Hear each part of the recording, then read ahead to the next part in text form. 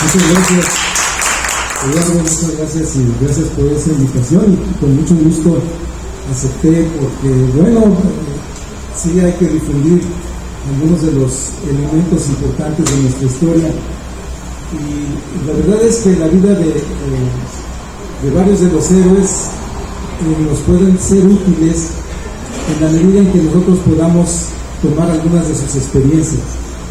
No importa que hayan pasado ya tantos años, pero el conocerlos un poquito más a fondo de lo que regularmente los conocemos, porque solemos oírlos cuando pues es la efeméride o ocurre algún evento especial, oímos de parte de su vida en algunos momentos, pero regularmente no les ponemos mucha atención. Así que para mí fue un reto abordar el tema de Francisco Villa. Es un personaje muy controvertido, digamos, dentro de la historia mexicana.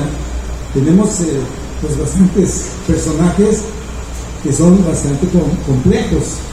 Bueno, yo creo que todos somos complejos, pero hay algunos más que otros. En el caso de Porfirio Díaz, que es digamos el que da origen al tema digamos el tiempo en el que va a vivir este señor, Doroteo Arango, que era su verdadero nombre, alias Francisco Villa después, y desde ahí comienza el detalle, ¿no? Es decir, ¿por qué? ¿Qué pasó ahí? ¿Por qué se llamaba Doroteo Arango y se pasó a Francisco Villa? Pues bueno, eso era uno de los detalles. Y comenzamos entonces con ese tema. Vamos a abordar desde la época aproximadamente finales del siglo XIX, que es cuando nace, en el 78, 1878, hasta su muerte en 1923, que es cuando lo asesinan, es ahí cuando muere Francisco Villa. Esa es la época del porfiriato, la parte final, digamos, del porfiriato.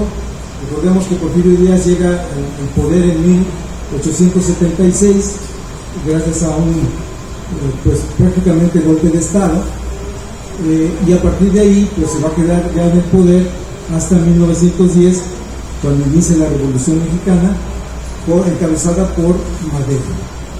Entonces Francisco Villa, durante el porfiriato, pues él es un niño, es decir, el establecimiento de las condiciones económico, políticas y sociales dan lugar precisamente a que él nazca en el norte y nace precisamente en una de las haciendas de esa zona.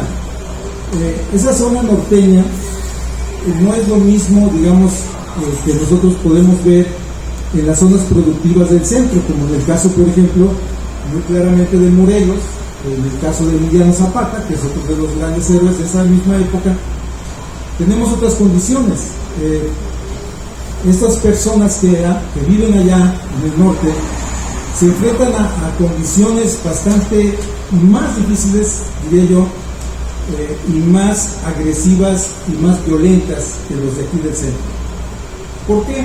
Porque bueno, desde la época de los españoles, allá en esa zona vivían los llamados chichimecas, que eran todos estos grupos indígenas que actualmente todavía, digamos, hay descendientes, los Sioux, los Pieles Rojas, que les llamaban, todos ellos. Y cuando los españoles llegan, comienzan a ir hacia allá, a encontrar minas de plata, pues entonces comienzan a poblar y desde ahí comienza una gran resistencia. Es muy difícil establecerse en esas zonas, y la gente que se establece está todo el tiempo con la zozobra de los ataques. Por lo tanto, siempre están armados por lo regular. Otra característica es que las tierras en algunas zonas de esos lugares fueron tan propicias para que se multiplicara el ganado, los caballos, bueno, ganado mayor, ganado menor, especialmente, al grado de que había mucho ganado salvaje. Si habrán visto alguna película, regularmente se ven a los indígenas Sioux, por ejemplo, a los apaches, ¿no? Los apaches montando caballos, los pintos, ¿no? Aquellos caballos pintos, caballos salvajes que son domados. Pues bueno, eso mismo hacían estos rancheros. Eran rancheros que vivían ahí, algunos de ellos. Y bueno, con la época de Porfirio Díaz se establece ya el tema de la hacienda. La hacienda, que va a ser una propiedad gigantesca. Por ejemplo, uno de los grandes hacendados de los Terrazas, que se apellidaban, pues va a poseer una gran cantidad de extensión de tierra, más todo lo que hubiera dentro. Entonces, imagínense ustedes, había ganado, había caballos, y todo eso lo consideraban parte de su propiedad, pero la gente que vivía en los alrededores, en los ranchos, pues ellos no consideraban que esa gente fuera de su propiedad ese tipo de animales. Así que de vez en cuando pues agarraban, ¿no? lo que podían. Y bueno, ya comenzó ahí una lucha de estos rancheros o de esta gente popular, que eran empleados a veces de estos que se convertían en lo que le llamábamos los medieros. Se alquilaban, digamos que con el patrón, el hacendado, trabajaban la tierra, iban a mitad de lo que produjera la tierra. Ellos, entonces el papá de Porfirio Díaz, perdón, de Villa, precisamente fue un mediero. Trabajaba con un hacendado a medias, y pues bueno, regularmente pues es una pobreza muy grande la que ellos tenían en ese tiempo. Y bueno, llegó el momento en que murió el señor.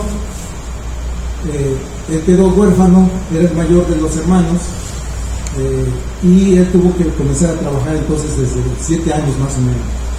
Ya no pudo ir a la escuela, y eso le causó pues una especie como de pues conflicto interno, porque quedó muy como conmocionado por no haber podido ir a la escuela, al grado de que cuando tuvo oportunidad, cuando fue gobernador de Chihuahua, porque lo fue durante un mes, creó más de 50 escuelas, porque traía esa como carga emocional tan fuerte. Pero bueno, entonces, desde aquí comienza entonces esta historia que él mismo se va a encargar de decir. Y por ejemplo, esta frase lo dice Pancho Villa: amigo, la historia de mi vida se tendrá que contar de varias maneras. Pancho Villa. ¿Por qué dijo eso? Bueno, pues porque desde un principio también comenzó él a forjar ese tipo de situación confusa. Ocurrió que posteriormente de que había quedado huérfano y que empezó a trabajar y todo esto, llegó un momento en que se tuvo que enfrentar a su patrón, y ahí empiezan así como los temas que se cuentan de un modo, se cuentan de otro modo, y se van haciendo, digamos, los cuentos se van haciendo de manera diferente, los relatos. Se dice que él llegaba del trabajo, y que de pronto vio al patrón queriendo abusar de su hermana, y entonces él sacó la pistola y le dio un balazo, y a partir de ahí se fue a la sierra y se convirtió en un bandolero. Esa es una versión. Después va a haber otra versión donde dice que no era el hacendado, sino que era el hijo del hacendado el que había hecho eso, que sí había, digamos que el abuso de la hermana estaba siempre ahí, pero con otros protagonistas. Pues bueno, varias formas de contar esa misma historia, pero lo que ocurrió es que él salió y se convirtió entonces en un bandolero. ¿Por qué? Porque no había otra forma de sobrevivir.